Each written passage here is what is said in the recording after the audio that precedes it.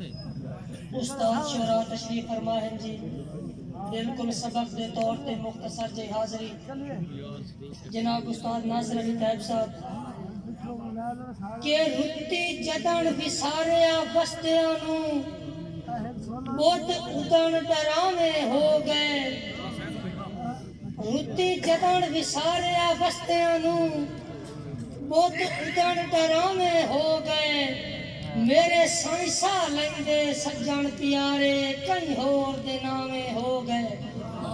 اور منہ ہر کئی سیم بھوا لے ہن ہائے انج ان بھاویں ہو گئے سر کجن کجا باقی دھوپ چڑھیاں ست دور پچھاویں ہو گئے اور بھائی جان کے غور کرے سٹوڑے تھے کہ سانو گھٹیے جدن غلامیاں دی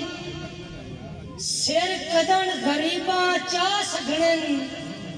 کتھے کرنن فیصلے مرضیاں دے کتھے مان اپنے پر چا سگھنن اور ساڑی زندگی سیم ڈرامی ہے نا ذہن تو خوف ہٹا سگھنن گھر گھر ہن آلنے چڑیاں دے جکھڑاں تو قدم پچا سگھنن گھر گھر ہن آلنے چڑیاں دے جکھڑاں تو قدم پچا سگھنن اور استاد محترم ناصر علی طیب صاحب تو اڈی نظر خصوصی غزل کہ پیٹ پیٹ بیلیا ویکھن تینو دریاں ہویاں اکھیں چھلاں بن کے بول نہ دے من بھریاں ہویاں اکھیں اور بودیاں نال بہانیاں رتی بول بلارا کیتا نہیں جتھوں سی کے دیس کے صدمے جریاں ہویاں اکھیں اور استاد شعراء تشریف فرمائیں شعر تے پوری توجہ چاہساں کہ ایتا منیا میرے گھر دی سر تو تار حویلی نہیں کتنی باری مینوں دسیا ہریاں ہویاں اکھیں کتنی باری مینوں دسیا ہریاں ہویاں اکھیں اور رومن دا وی کوئی نہیں فائدہ رومن دا وی کوئی نہیں فائدہ